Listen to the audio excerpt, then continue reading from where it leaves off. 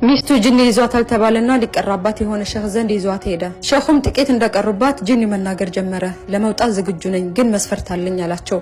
ሸኹም ጅኑን ታገሉት። ያለ አንዳች መስፈርት በግድህ ትወጣለህ አሉት። ጅኒው ግን እምቢ አለ። በመጨረሻም ሸኹ እሺ መስፈርትህ ምንድነው ብለው ጠየቁት። ከዚህ ከወጣው ቀጥታ ወደ ባሏ እንድገባ ይፍቀዱልኝ አላቸው። ቀድሞውኑ ሲፈራ ወደ ሩቃ ቤት የሄደው ባሏ ተሸበረ፣ ተንቀጠቀጠ።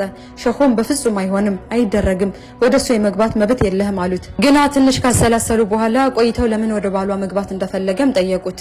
ጅኒውም መለሰ፣ ያው እሱ የኛ ተመሳሳይ ነው፣ አይሰግድም፣ ማረፊያችን መሆን አለበት አላቸው። ሸኹም ወደ ሰውየው ዘወር ብለው አትሰግድም እንዴ በማለት ጠየቁት።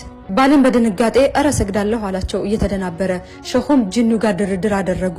እንዲህም አሉት፣ በል አሁን ከሷ ውጣ፣ ነገር ግን እሱን እዛው ቤታቸው አካባቢ ሆነ ተከታተለው፣ በእርግጥም የማይሰግድ ከሆነ እንድትገባበት ፈቅጃለሁ አሉት። ጅኑም በሐሳቡ ተስማማና ለቀቃት። ቀናት አለፉ። ሴትየዋ ለሸኹ ደውላ ባደረጉት መልካም ነገር አመሰገነቻቸው። አሁን ቀጥ ብሎ እየሰገደ ነው፣ አረ እንዳውም የመስጂድ በር ከፋች ሆኗን አለቻቸው። ሸኹም በመገረም አየ የሰው ልጅ አላህን ሳይፈራ ጅንን ይፈራል አሉና ፈገግ አሉ። እርግጥ ነው ሴትየዋ ምንም አይነት ጅኒ አልነበረባትም። ባሏ አልሰግድም ብሎ ሲያስቸግራት ከሸኹ ጋር ተመካክራ ነው ይህንን ያደረገችው። ሲጀመር ሴት ልጅ መላት ታጣም አይደል የሚባለው? ይሄው በሷ ምክንያት ባሏ እውነተኛ ምርጥ የአላህ ባሪያም ሆኖላታል። አትገረሙ?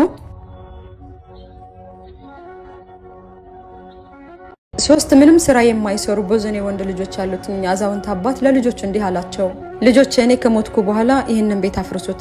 ከቤቱ ስር ለእናንተ ብዬ በብረት ሳጥን ያጠራቀምኩት ወርቅ ሀብት አለና ለቀሪ ህይወታችሁ ይሆናችኋል። ልጆቹም ወዲያው ዱዓ ማድረግ ይጀምራሉ። ፈጣሪያችን ሆይ አባታችን እንደምታየው አርጅቷል፣ እባክን ወደ አንተ ጥራው ይላሉ። አባትም ከ2 ዓመት በኋላ ሞተ።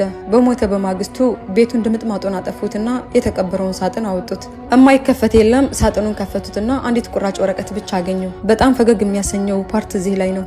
እሷ ላይ የተጻፈውን ሲያነቡት እንዲህ ይላል፣ ወንድ ከሆናችሁ ያፈረሳችሁትን ቤት መልሳችሁ ስሯት ይላል። ያው እነሱ በልባቸው ሊበሉ ነበር፣ ግን ተበሉ። ከእንደዚህ አይነት ሸር አላህ ይጠብቀን። አላሁም አሚን።